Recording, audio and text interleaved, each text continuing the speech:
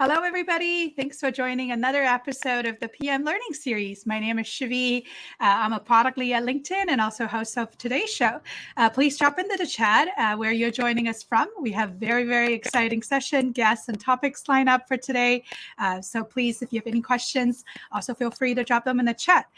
So as many of you know, the PM Learning Series is a series of live streaming events where industry thought leaders and product practitioners share their PM career journeys as well as lessons learned to inspire a current and aspiring PM like you to level up your product career. Please make sure that you subscribe to our newsletter, which you can find the link in the events details tab to receive key takeaways, recapping key takeaways from today's event, as well as getting future event updates. So again, please make sure you introduce yourself, drop in the chat where you're joining us from. Really excited to have you.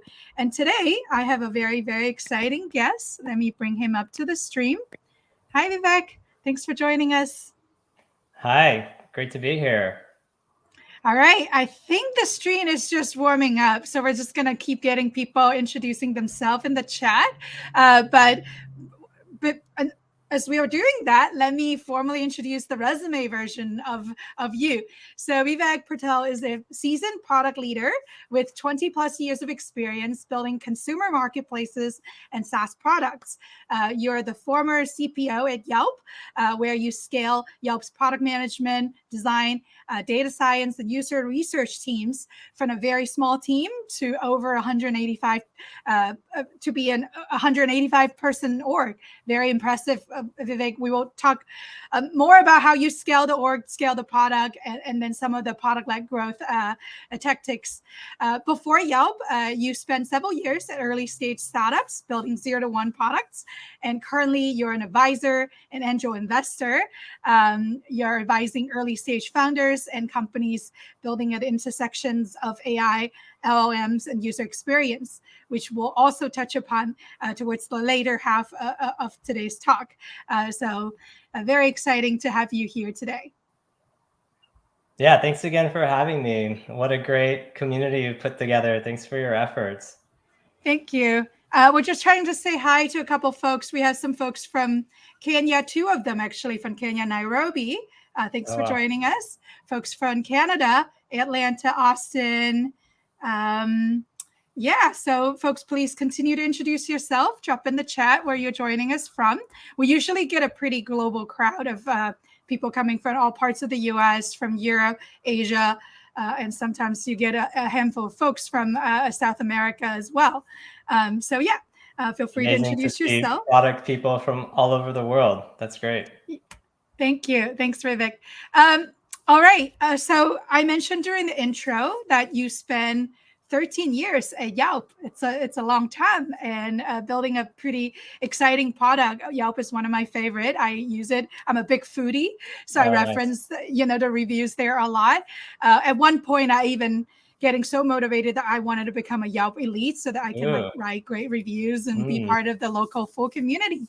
So let's start by talking a little bit about sort of this incredible 13-year journey that you spent at Yelp and some of the pivotal moments that shape the company's success. Yeah, for sure. One of the reasons I first joined Yelp was actually my personal connection to restaurants. And in my case, my parents were both in the restaurant business. They started one of the first Indian restaurants in Santa Monica down in Southern California nearly 50 years ago. And another restaurant actually in Venice, also in Southern California, that's called The Rose, and it's become a bit of an iconic place. And so, growing up in that small business environment, you learn some really great things, right? That can help you in your career. And for me, things like accountability and taking care of your employees, taking care of your customers, those are things that come natural. But on the other hand, it's not the professional world, right? Like it's not the same set of customs or the same, set of how you do business. And so, for a lot of people, and myself included, at first, that whole world can seem a little, unfamiliar. It can make you feel like a bit of an outsider. And so one learning just to pass along here is, no matter where you come from, don't underestimate your potential. Even if things feel a little unfamiliar at first, you have a lot to offer. And so that was an important learning as I was kind of evolving in my career, and wanted to mention that, as we get into Yelp and some of those pivotal moments of the company where, in many ways I grew up too. So let's talk about some of those pivotal moments that you mentioned. We could start back around that same time when I first joined Yelp. And there's this quote from Steve Jobs, I'm sure many of you have heard before. And he talks about focus really being the ability to say no to all those great ideas so that you can actually execute on the most important things. And so let's talk about, one of each, let's say. So can you guess what was just blowing up in terms of a really successful company around this time? So they were on the cover of Forbes. It was, I think it was something like the fastest, growing company ever. They reached $1 billion of revenue faster than Yahoo, faster than Google, faster than Amazon. Any guesses? People could drop it in the comments. I could see if anyone. Do you have one, Shivi? Yeah. Before I get there, I'm buying some time for people to think as well. What was like, the $1 billion startups before Yelp? But let's say hi to some of the folks from all over the world, from Saudi Arabia, from Uganda. This is Oh, wow. Friday afternoon, right? Like Friday night. South Africa, from Berlin, from Ethiopia, and then from London. We also have a lot of folks from India. So Vivek, next time when I go to SoCal, I think I need to check out your parents' restaurant. It would be so fun. Someone's guessing Facebook, but more Alibaba. No, on the Foursquare. Foursquare was another one. I that was like, pretty hot back then for sure. We had our eye on that. Vivek, you were thinking about 2008, 09, Tom, is it? Yeah, around that time, around 9, 10, like around that era, right? So do you want a hint? It is in the local space, if that helps. That people are collecting, deals. Yes. Yes. I think I was one of the early ones. I remember signing up and just like never go to a hair salon again until I see a deal. From I guess we can review the answer. Yeah, from right. Groupon. So it's Groupon was that company that honestly, like everyone was infatuated. It seems funny now, right? But Groupon knockoffs, like even like Living Social, were worth something like $6 billion at the time. So you could imagine putting yourself back in the shoes of Yelp, who had a big local sales force. They had people interested in local. We were really well positioned. We had the right audience. But looking back now, it's pretty smart we didn't go all in, right? Because today Yelp's worth maybe 7 times as much as Groupon.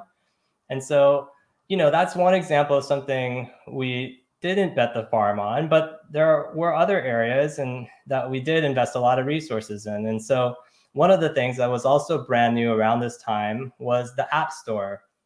Yelp was one of only, I think, 500 or so apps that was available when the App Store first was released. And I think today there might be nearly 2 million apps. It's incredible. Like, who would have guessed how big it's become? But to this day, the most valuable engagement on the Yelp platform is in that iOS app. And so it makes sense, right? You're out, you're about. There's a lot of searches that are naturally local searches. And so now you can have this direct relationship with your customer. And these things seem pretty obvious in retrospect, but one of the classic PM strategy questions is always about, well, how do you know at the time? How do you know which way to go, which ones to bet bigger on? And one of the key lessons that I learned is to always be skeptical of just blindly copying your competitors, even if they're doing blazingly well at the time. You should really know your strengths deeply and look at opportunities where you can double down. So in Yelp's case, in this story, having all that great information from those millions of reviews available to you on the go at your fingertips on the app was, a natural fit, and that's paid off since then. Yeah, I think it's really amazing, Vivek, to see how you leading the team making the right bets. Some folks, Satish was just saying that proud to come into Yelp, like it become part of everyday life since 2014, and then someone just use Yelp iOS app today. Again, I'm also a heavy user of Yelp. I know Google's trying to catch up with Google reviews, but not quite at the same, scale as Yelp. So today's talk is about scaling products and careers. Let's start with scaling products. As we all know that some of the when it comes to scaling product, what is the hardest problem for building a marketplace product is like, where do you start, right? Like, do you start with supply or demand, or how do you think about that? And both sides could be hard. So the chicken and egg problem comes pretty obvious. Well, Yelp has over 500,000 advertising locations on the platform, and many of them are small businesses. And now that I think about it, you were the perfect fit, right? Vivek, you understand a lot of the challenges that they face from your upbringings, from your parents. So walk us through some of the sort of early lessons and explorations, how the team think about kicking off this growth flywheel and scaling the segment. Where do you start, and what were some of the key lessons that you had here? Yeah, great questions. And scaling is something that can put a lot of pressure on the business, on your products in different ways, and you want to make sure you're not breaking something in the process of that rapid expansion. And so one thing I'd always mention in interviews when I'm talking to a new PM on the team, you could think of it like a North Star concept, really. And I'd say how everything that we're doing is about trusted content.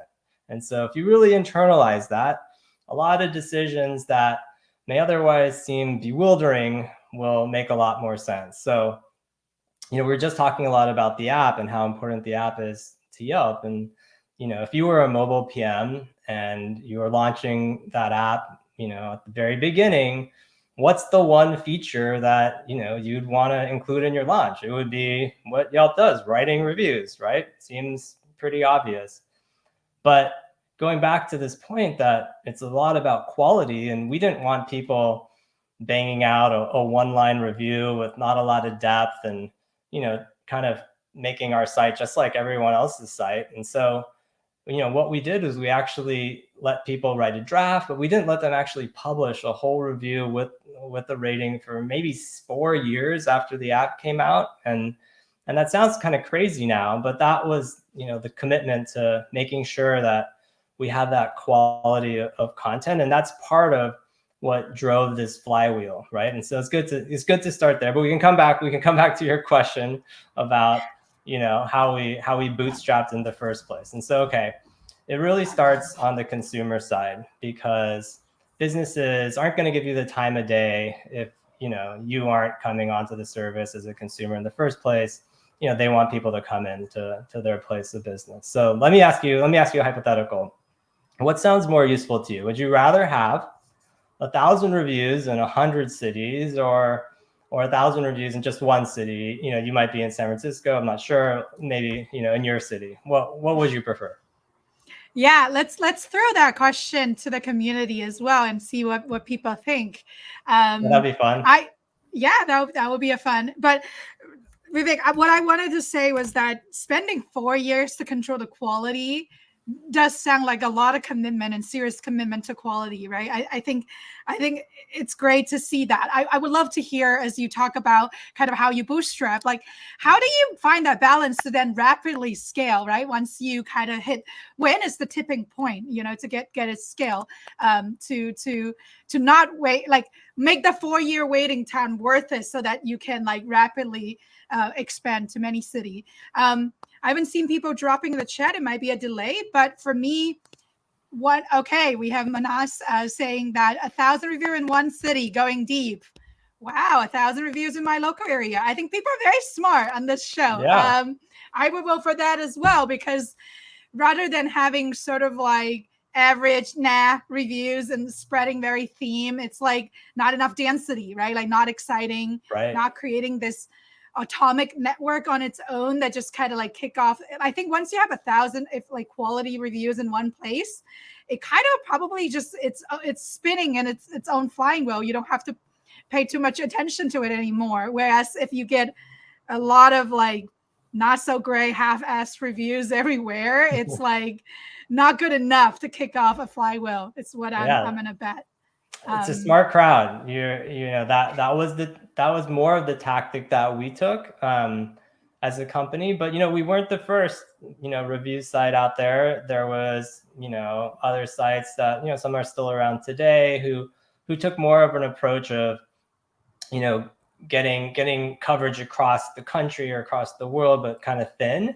And so it wasn't apparent at the time, of like where do you put your focus. But yeah, when you think about it from a user's point of view, having that depth is what's going to help you make decisions, right? If you need to figure out, I have to get my car repaired, you need to find a mechanic. Who's someone who's not going to rip me off? I need some depth to figure that out. Not just like, oh, that person's good. Is that trustworthy? How many other reviews has that person written? So that's where the density comes in, as you all mentioned. So let me just share like the playbook, because you asked a bit about how do you bootstrap this whole process, right? And so here's how it worked. I launched some new cities, especially outside the US. And what we do is we first get a data set of all the business listings. And so that included things like the name of the business, the address, maybe the phone number.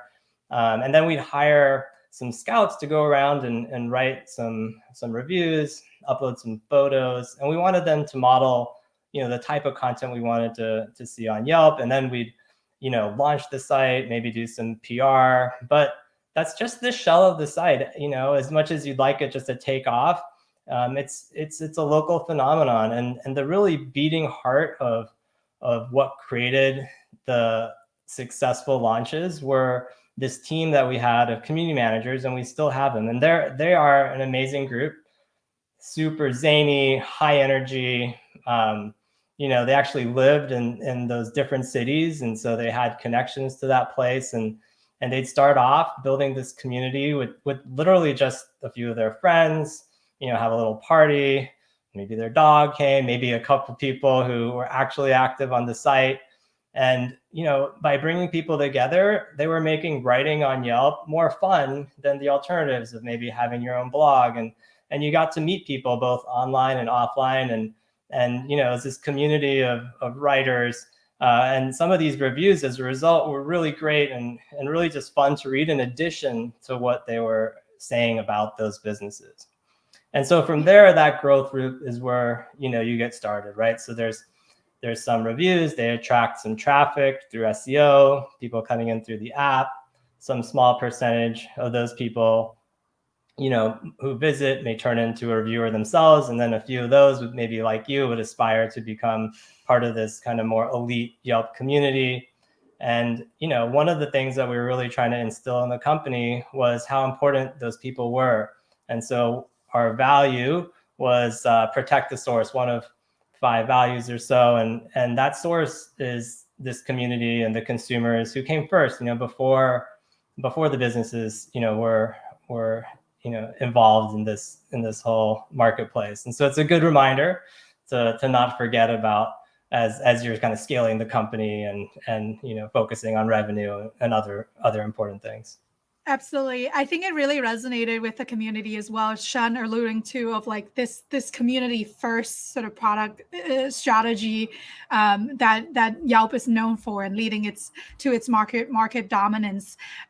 Really understanding and leverage those community. And as you were describing, I was like, wow, this is a perfect job for someone who enjoys hanging out with the locals and tasting great food, and it's just kind of having this like mutual reinforcing, like a really nice flywheel that they contribute and grow the community. We will talk about business scaling in a moment. I do want to sidetrack for a quick sort of questions from the community that Oliver is asking about. Do you have to worry about fake or bots reviews? Because with a lot of user review site, this sometimes becomes a problem. So at what stage of Yelp, how serious was this problem? Was there a history there or something you could share maybe briefly before we talk about the Sure. business flywheel?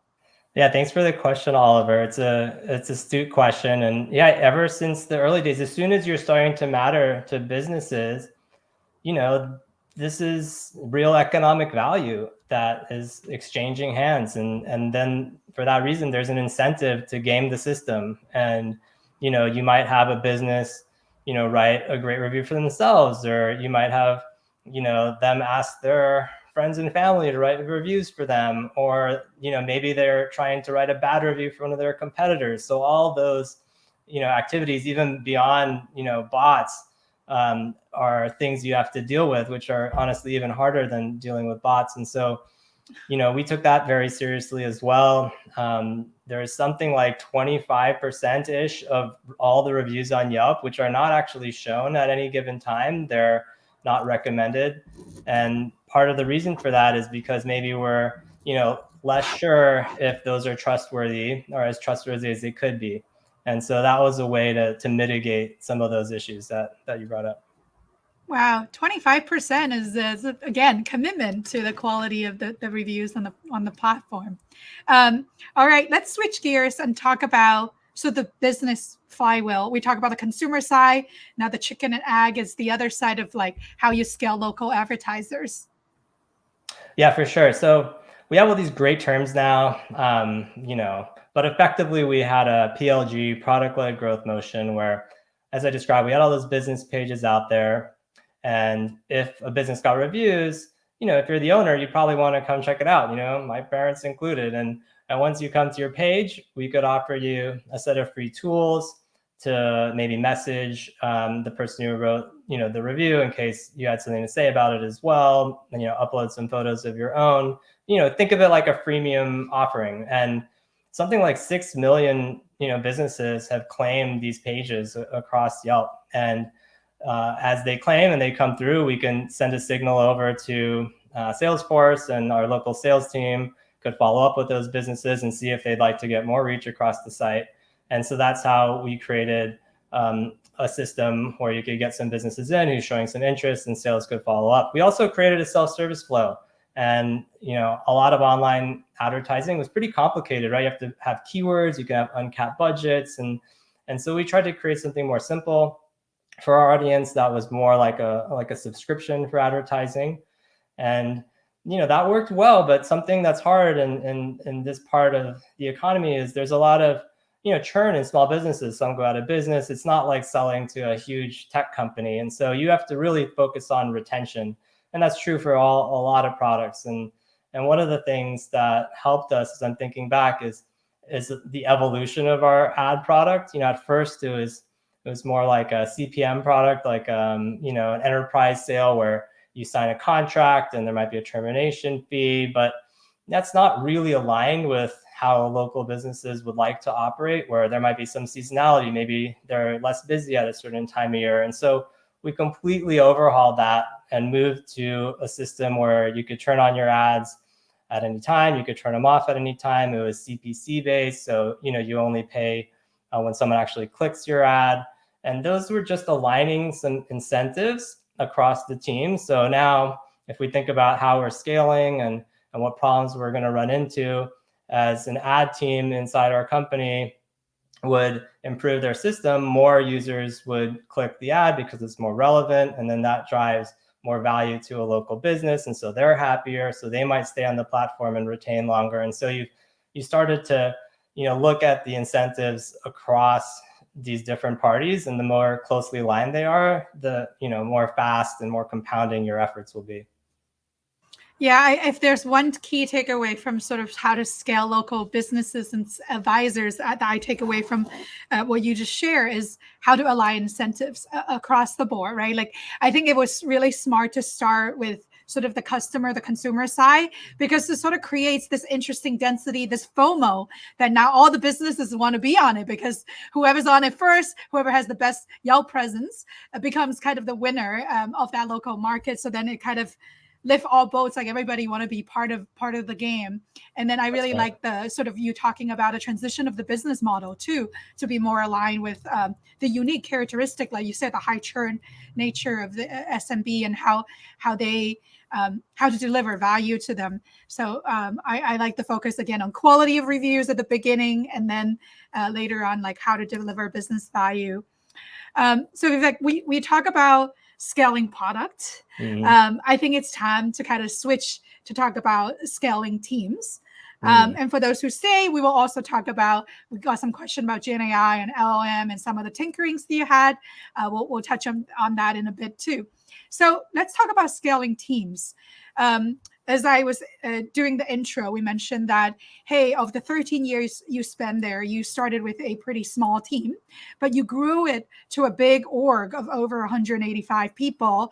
What were some of the biggest challenges you faced in scaling the product org, and how did you overcome them? Yeah, there were a lot. Thanks for asking that question.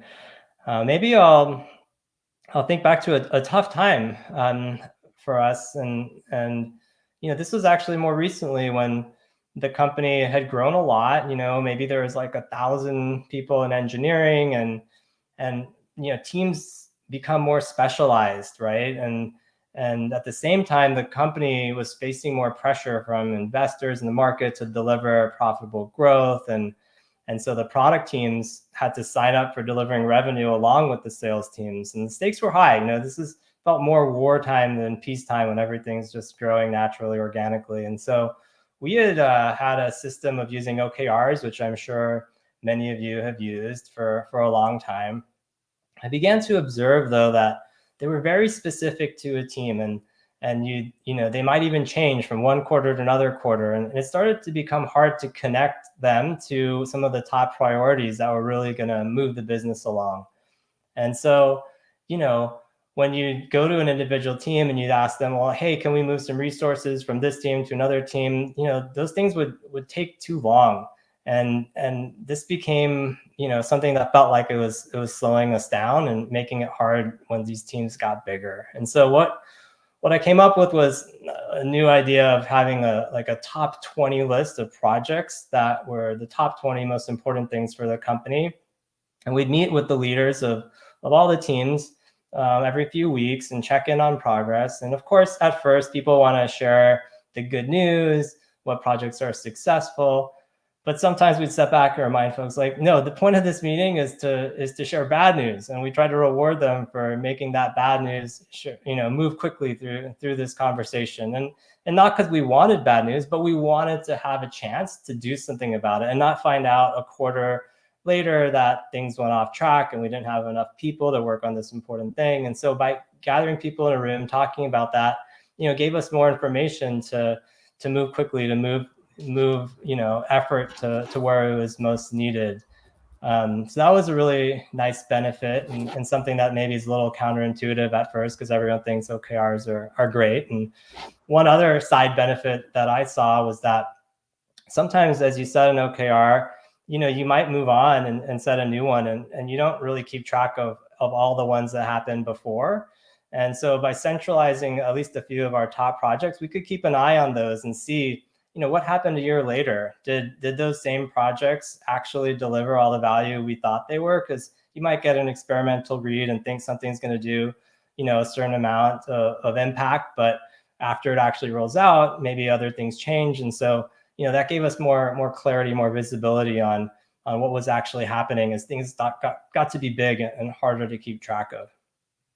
Yeah, I love that. The sense of clarity and sort of the end-to-end tracking of project impact with this top 10, 20 list is really, and what struck me the most, I think, is creating that safe environment, like you said, to discuss about challenges. And because the natural tendency, especially working with probably in reviews meetings with leaders like you, top leaders like you, is to just like telling you good news, like how well things are running. But the tough part, or sometimes the long pull, is getting the better understanding and the transparency of like, hey, what's holding the team up?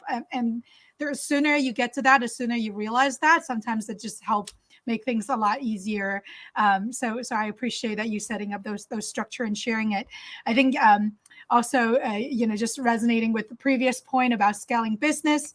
One of our community members, as a former small business owner, is appreciating Yelp through the exposure and positive impact of user reviews. Small things that creating big impact. I think for the SMB community. Now, Vivek, we talk about scaling products, we talk about scaling teams and businesses. Let's talk a little bit about scaling careers. Since you spent a good, over a decade at Yelp, what kept you, engaged, motivated? What are some career lessons you want PMs to take away from your journey of like keep growing within the same org without sort of hitting this plateau or becoming jaded and wanted to work on something new? What were some of your lessons there? Yeah, great question. For me, when I started, I was doing a lot of execution, designing features. We didn't even have any designers really at the time. I'm working with engineers to ship them.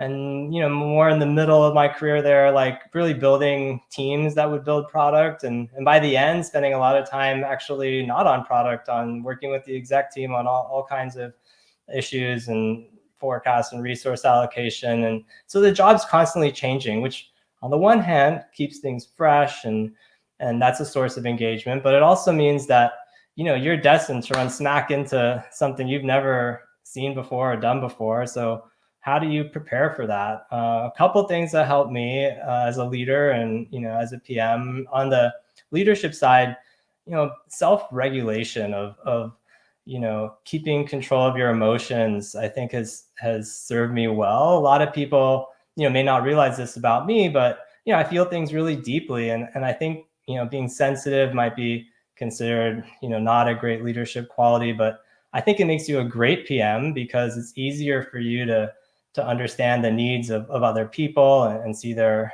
motivations. But you at the same time have to kind of keep calm and collected when you're facing adversity, when there might be low morale or people are leaving the team. And no matter how you feel inside, people want to see you show up as a leader, with that grounded mindset, and they'll trust you that you're going to help get through that period and get to better times. And so that's one of the lessons that helped me. Another is just that simple idea of growth mindset, super popular term these days. If you have kids, it's easy to say, it's hard to instill as a value, but I just encourage you to try to stay curious and have fun learning new things. It's what happens when a new opportunity presents itself to you. At first, it's going to seem scary and you're going to be afraid, but just remember that's how we all felt as we're going through these journeys. Yeah. What would be, sort of building on top of that growth mindset, what would be some like one key question or one key action that you would suggest folks to take to continue growing, to that next level? Right. Yeah. Thinking about that plateau. Here's one that I found myself saying to a few folks over the years. And when people are really focused on their career progression, you get into that conversation with your manager, and sometimes companies are good about like laying out like, here's our whole framework for promotions, here's all the dimensions and the levels of which you have to achieve, and you're trying to make that case, right? Like I shipped this product, I did this thing, and therefore I'm at this level. And that's an important part of the process, but it can put both parties, both you and your manager, in a little bit of a defensive posture, right? You're it's a little bit awkward. Maybe no one's looking forward to that conversation. On the other hand, how can you reframe that a little bit, right? Where you're saying, okay, like let's setting that aside. If you think down the line for me, a year or 2 years, 3 years, like if I want to really grow, like what do you think is going to be my limiting factor? What's that big idea that I should know about, you know, to avoid hitting that plateau you spoke of? And I think surfacing that, you know, it's sometimes easier when framed that way, and it makes both people feel like, okay, you really want to grow, I want to help you. Here, let me try to tell you this is the thing that's going to be hard for you. And with that knowledge, now you have both, you know, some perspective on what you should think about, and it can be hard, but at least you also have the time. And you know, with people like you hosting events like this, and there's so many more resources available in the community, you know, hopefully you can go out there and advocate for yourself to find, you know, somebody to maybe mentor you, or to tell you about their path and maybe help you get better at that big idea. Yeah, definitely. Thank you for you know, sort of telling people how to reframe to kind of thinking about next level of growth without trying to defend yourself, right? Your contribution. I think your point earlier around um, feeling sensitive or empathetic, I would say, like it's a great trait for product leaders, for your user, as well as for your cross functional. A lot of times that too, and but maintaining this grounded sense of stability and energy for the team. You know, Maria said that that's really resonating with her. So thank you for sharing that. Now, Vivek, let's switch gears to the final part, which is also a very exciting topic.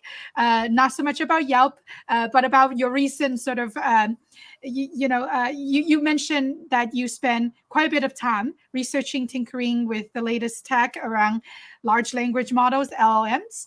And how do you think product managers should think about leveraging them? And then I just mentioned we stopped talking about Yelp, but we do get a question earlier. I know that you have left Yelp, but if maybe some part in your answer, you can talk a little bit about how Yelp or some other apps that you like could sort of thinking about leveraging Sure. this technology to improve the product experience. Yeah, that'd be fun. Let's do that. So, you know, LLMs are all the talk these days, and I'm sure you're all using them in your day to day, you know, and that builds up your intuition for what works well and what doesn't. But you know, reading about them sometimes can get a little confusing, a lot of terms. And one thing that I had a chance to do, and hopefully you'll have a chance to do too, is just deepening your understanding by getting your hands dirty a bit. And so, you know, think back to when, you know, the web first came out and you wrote your first web page, you know, you figured out how HTML worked, and then it became kind of obvious, like, okay, I can do this, but I kind of need a database in order to have a login and store my state. And so you started to build like a mental model. And similarly, when you think about LLMs, you know, you can hit their API, you can get some, you know, response back, kind of like when you're using, you know, ChatGPT or something. But when you're trying to actually build something, you start to run into, you know, a set of problems like, oh, how can I get better context to get better results? And then it can become more clear how the different parts of the system fit together. You know, you hear about this idea of, you know, retrieval augmented generation, fancy terms, but you know, it's actually kind of a simple idea once you get into it and you realize, oh yeah, I kind of need to do a search and pull the right context and add that to my prompt, and then I can help the language model return the thing I want. And so this kind of base level of knowledge, I think, is going to be helpful for PMs, because there's also so much hype right now, and part of your job is setting the right expectations for stakeholders and others about what's possible. Like, it's not magic, right? It's a tool that we can use. So that's a part of it. I can try to touch on, you know, maybe a place to start, how it might tie into Yelp. I'm always an advocate, especially at the beginning of these kind of cycles, of looking at the low hanging fruit in your company, right? And so, you know, if you have a known lever that you know improves your business, that's something to just ask that question. Okay, I have a new tool. Can I apply it to the thing that I know makes a difference? So, you know, Yelp's a search product. You know, there are other search products out there.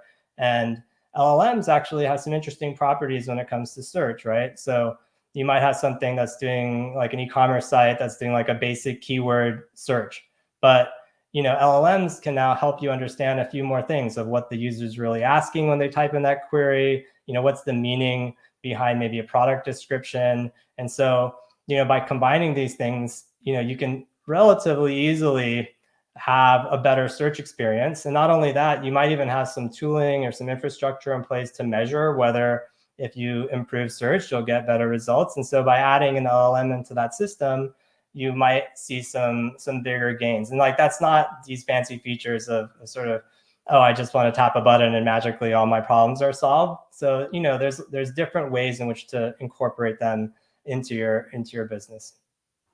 Yeah, I love that. I think deserve another talk just to talk about the various use cases and Right. superpowers and how to use it, right? Like some of them are search enabled, some of them are chat enabled, which is also a very popular way of leveraging LLM Yeah. in good or bad ways. But that's time for another chat. But just to close out, I wanted to ask maybe one final question of like, how do you envision LLMs impacting, let's say, smaller companies and incumbents, established company, and maybe more at a personal level? Like, how should PM think about, will AI replace their job, or how should they become a better PM with this new capability? One thing I do wanted to call out that I'm very impressed with your tinkering skill and getting very hands-on, right?